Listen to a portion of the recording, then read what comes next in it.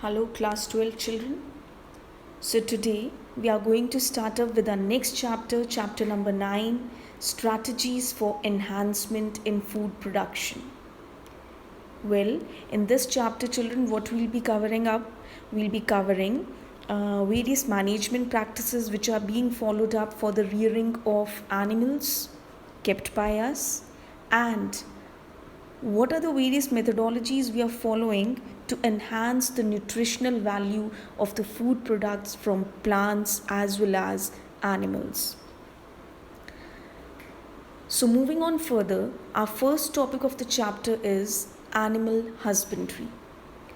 Now, children, getting the meaning of this term, animal husbandry, you can see here in the background of the slide, I have placed different types of animals.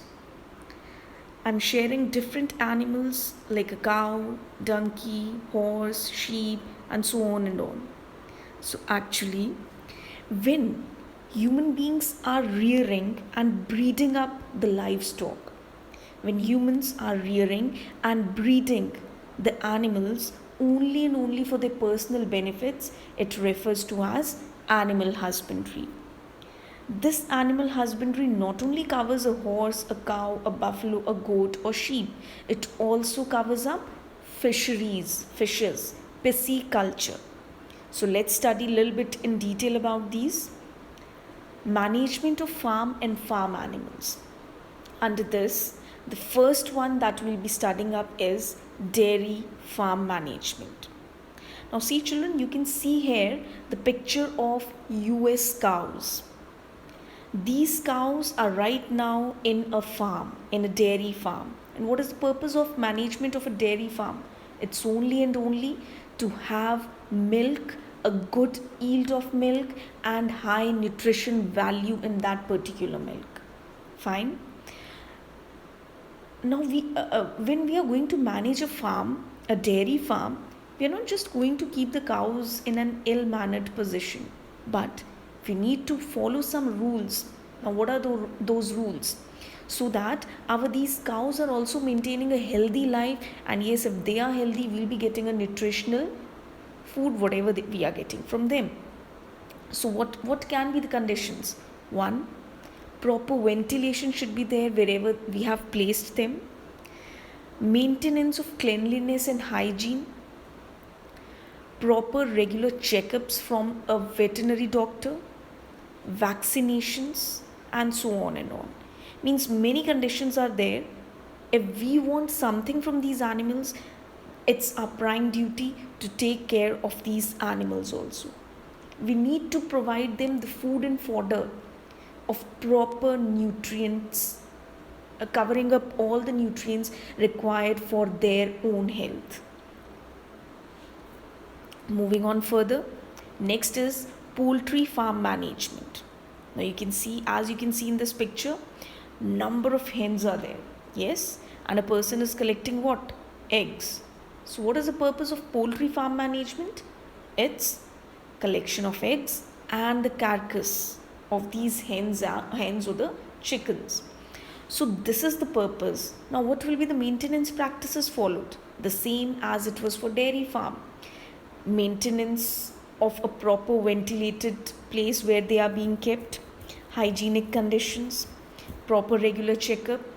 They should be given a proper nutritious food, and time to time veterinary doctors should be available for their checkup with vaccinations.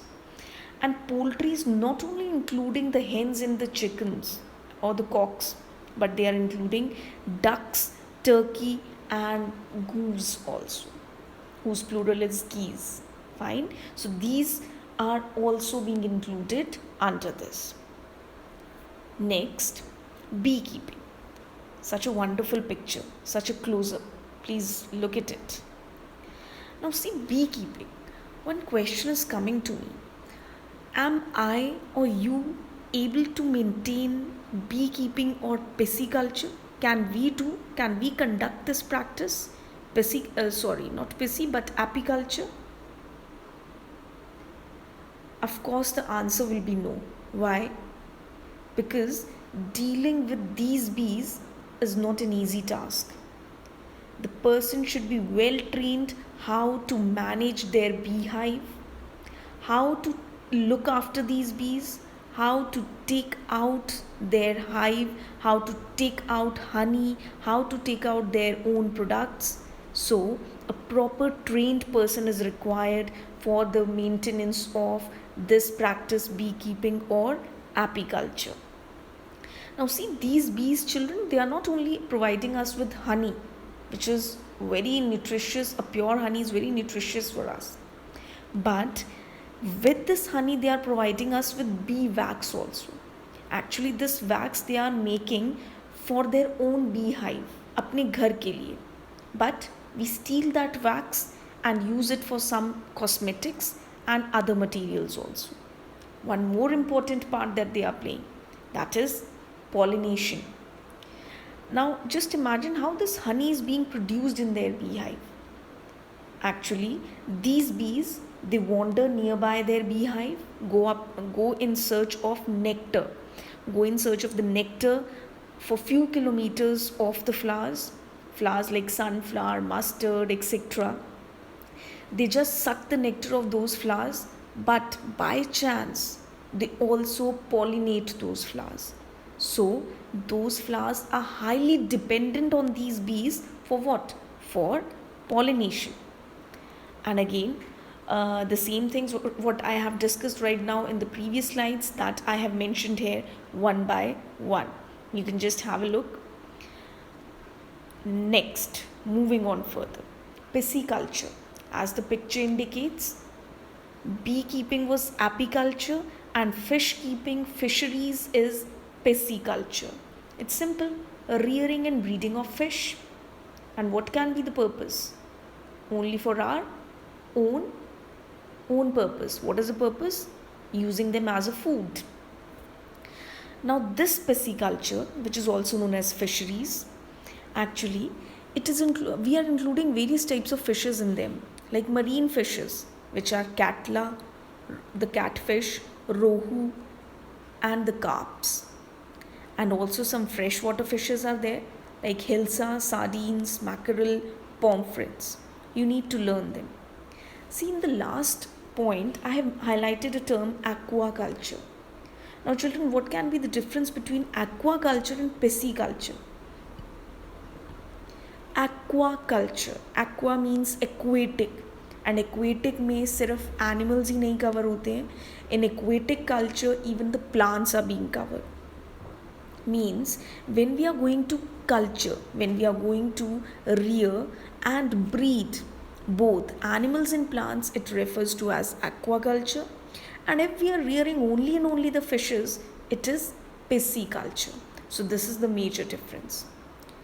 Next, very important topic children, animal breeding. Now what is this animal breeding? Animal breeding means when we want to insert some our own desired characters into the offsprings of a particular couple in a particular breed of an animal. Means I want that the offspring, suppose I'm having 3-4 cows at my home. One is Jersey, one is Sindhi, something like that. Okay? So what I want to combine one male and female, either of the same breed or of the different breed. Okay? And what I want, that their offspring, it should have much more better characters as compared to the parents. So this is the purpose of animal breeding. This is you can say artificially जब हम कराते हैं, ठीक है? Next, this animal breeding is of two types, inbreeding and outbreeding. Inbreeding means andar, within a breed, and outbreeding you can consider it outside the breed, means between two different breeds, or it can be same also. I'm going to cover up this in the coming up slides. First of all, inbreeding. Now it will be clear from this picture itself, children. Inbreeding means breeding purely between a single breed. एक ही breed में उसका male and female. Like in this picture, what I have shared, there's a male Sindhi and there's a female Sindhi. They both have been crossed or mated with each other. And जो इनका offspring आया है Sindhi, what we saw, थोड़ा सा वो better था अपने parents से, ठीक है. And what is the main purpose of this inbreeding, कि अगर सपोज समटाइम्स वी फील कि इस एक पर्टिकुलर स्पीशीज़ में इसका जो ये वाला बुल है और ये वाला जो काऊ है, इसमें बहुत अच्छे कैरेक्टर्स हैं और ये यहाँ से बाहर ना जाए, वी वॉन्ट कि टोटली इन्हीं की स्पीशीज़ में सिंधी के characters should remain in Sindhi, then we go for inbreeding, means breeding only within the breed, fine. But इसके there are many disadvantages also. One advantage is pure lines, बिल्कुल pure genes होंगे, only of the parents, कोई इधर उधर के genes नहीं है, ठीक है. Because the parents are, both the parents are belonging to the same breed, तो उसी ब्रीड के जीन्स हैं ऑफस्प्रिंग के अंदर. So there are pure lines, no mixing of other genes. But what are the disadvantages? Homozygosity. Homozygosity develops, means now suppose this couple, Sindhi male and Sindhi female, they are again and again mated. So what will happen? The offsprings produced by them will be again and again having almost same type of genes. Same type of genes will pair up and same type of combination and same type of offspring will be given up. So this will result in inbreeding depression. Very important, children. This will result in inbreeding depression. What is inbreeding depression? When the same animal, the same couple, or the animals of the same breed are again and again breeded among each other only, then what happens? Fertility rate decreases. What happens? Fertility rate decreases and even the productivity rate, because कोई mutation नहीं हो रहा है, कोई बाहर से sometimes it happens when we cross different breeds, we get some superior genes entering into the other breed. So nothing is entering, nothing is leaving, only the pure lines are coming and coming, and the same pair is again and again mated up. So what will it result in? Reduced fertility and productivity, and this is referred to as inbreeding depression. Now the question comes, otherwise this inbreeding is very important concept, but if we want to get rid of inbreeding depression, we do not want this to occur. Now what we have to do, then we children have to shift to the second category, which is outbreeding. What is it? Outbreeding. When? Now please listen carefully. When we are going to cross two different breeds, when we are going to cross the animals, the male and female of two different breeds, or male and female of same breed, but there's a condition. अगर एक ही breed का, suppose यही सिंधी काऊ and bull को met कराना है, तो कुछ conditions हैं. What? The cow and the bull, उनके लास्ट 4 to 5 और 4 to 6 generations they should not be common. उनके 4 to 6 जनरेशन के parents they should not be common. So this is the first condition. Depending on this, outbreeding has been classified into 3 categories: outcrossing, crossbreeding, interspecific hybridization. Now the first, outcrossing. Very simple, children. Outcrossing means breeding within the same breed, but the male and female, they should not be the resultant of the same parent, but 4 to 6 generations of their parents should be uncommon. उनके 4 से 6 generation के parents बिल्कुल अलग होने चाहिए. They should not be common with each other. ठीक है. An example is a simple mating between a cow and a bull of any breed, but simply we have to keep in mind 4 to 6 generation parents should not be common. Now the next 2 categories, crossbreeding and interspecific, this will be cleared out with the next picture, next slide. First, crossbreeding. The term itself is telling crossbreeding means I need to cross 2 different breed animals. Means female किसी अलग breed की है, mail किसी और breed का है, and I am crossing both of them और mating both of them to get the offspring which is even better, maybe a better one than the parents have compared. Look at the picture now. Yes, this is children crossbreeding. You can see here this phenomenon has been practiced in Punjab. What has been done? The first picture on the top, on the left top side, what is it? It is a sheep called Bikaneri ewes. What is it? Bikaneri ewes. This is a female. And on the extreme right top corner of the picture, what is there? Merino rams. Again a breed of the sheep, which is a male. So on the left it is a female, Bikaneri ewes, and on the right it is Merino rams, the male. They both have been crossed and mated, and they have resulted into another category, into a new breed called Hisardale. What is it? Hisardale. Important, children. And this offspring is far more better in characteristics if compared to the parents. Moving on to the third category, interspecific breeding. You've always heard like a tiger mating with a tigress, lion with a lioness, huh? But if it happens that a male donkey mates with a female horse, then what is the resultant? A mule. What is the resultant? A mule. Children, please see at the bottom of this picture, the female horse, how many chromosomes it's having? If we see only the haploid number, उसके gamete egg में जो chromosomes हैं, they are 32 in number. The female horse is having 32 chromosomes and the male donkey is having 31 chromosomes. When both their gametes they fused after mating, female's egg 32, male sperm 31. The total came up to 63. Yes, the diploid number total after fusion zygote का number आया 63. Can you see 63 anywhere in the male donkey and the female horse chromosome number in the diploid one? No, it is 62 and 64, and the offspring is getting 63. So lack of this one chromosome results in the formation of a different type of species called mule, which is infertile.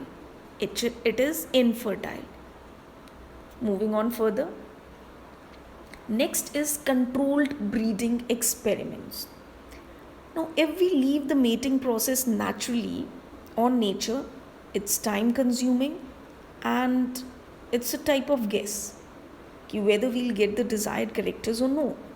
So for that, if we want that these particular characteristics should be present in these particular animals or plants, we opt for another option, that is controlled breeding experiments. Means artificially conducting the breeding experiment. And what are the two categories which you are going to study further? It is one, artificial insemination, and the second, MOET, M-O-E-T, multiple ovulation embryo transfer technology. Now, sharing up the first methodology under controlled breeding experiments, it is artificial insemination. Now, what is this artificial insemination? Simple.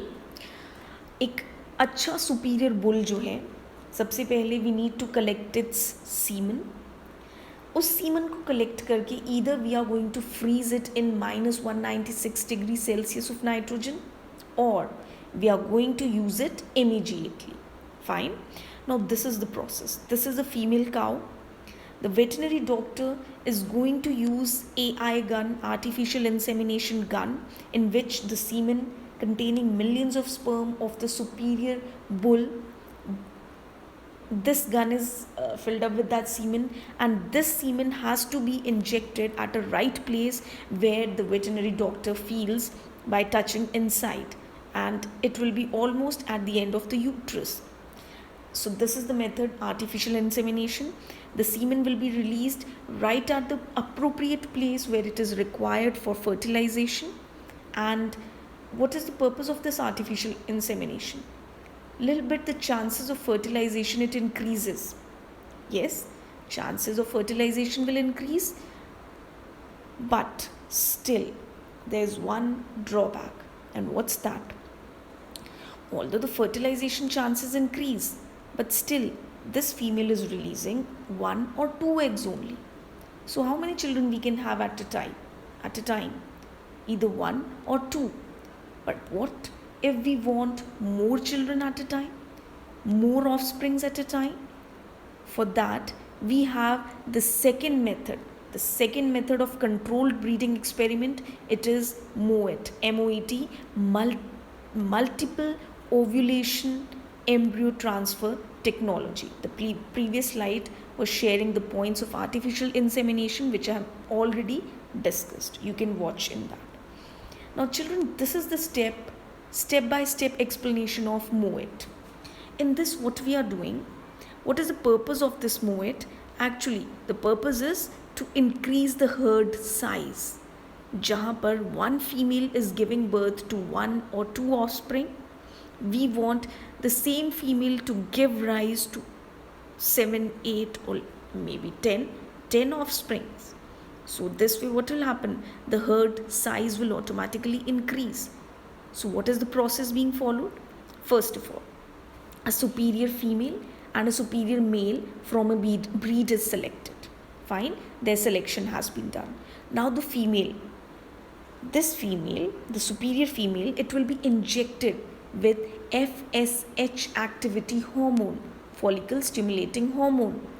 Once this hormone is given, so earlier where this cow was releasing, its ovary was releasing only 1 or 2 eggs. Now, due to this follicle stimulating hormone, it will start releasing 6 to 8 eggs at a time. In a month, 6 to 8 eggs. And just imagine children, if all those 6 and 8 eggs, if they are fertilized, this cow will have 6 to 8 offsprings. Fine. Now, after injecting of this hormone, it will start releasing 6 to 8 eggs, and this is called super ovulation. This particular state is called super ovulation.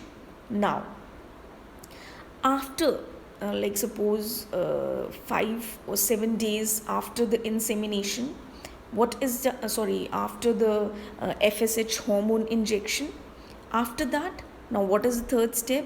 Insemination. Means suppose the eggs have been released, ovulation ho gaya hai, super ovulation, 6 to 8 eggs have been released from the ovary. Now what? Fertilization. So for fertilization we need a sperm, we need some sperms, so artificial insemination is done in that cow. This the process which I shared in the previous slide. Artificial insemination will be done, and hence fertilization will take place, and 6 to 8 embryo formation will be there. What will be there? 6 to 8 embryo formation. Now the story changes. अब वो जो 6 to 8 zygote से embryo बने, those all embryos will be non-surgically removed from the mother cow. उन सभी embryos को बाहर निकाल लिया जाएगा, ठीक है, non-surgically. And now it's your wish, it's the wish of the doctor. Either it will place 1 or 2 embryos in some other mothers, ठीक है, surrogate mothers, and keep aside the rest of the embryos in a freezing point. Now if 1 or 2 eggs have been placed in some other 1 or 2 cows, surrogate mothers, so they will be pregnant, they will be finally for 9 months, but that also we have to look at that whether they are in their fertilizing period of the month or no. Are they in the ovulatory state or no? Is their uterus right now prepared to accept the embryo and turn it into a pregnancy? Then only we can insert. Otherwise, we will put them into a freezing condition. So if we are placing 1 or 2 eggs or all the 8 eggs in some other 8 cows who are right now in their fertility time or fertile, who are fertile, so what will happen? we will get 6 to 8 offsprings of the same breed from different 6 to 8 cows, but वो जो सबसे पहली genetic mother थी, ठीक है, superior female थी, she is again free after 1 month. 1 महीने के बाद she is again free because all those embryos have been extracted out from its body. So this is, children, your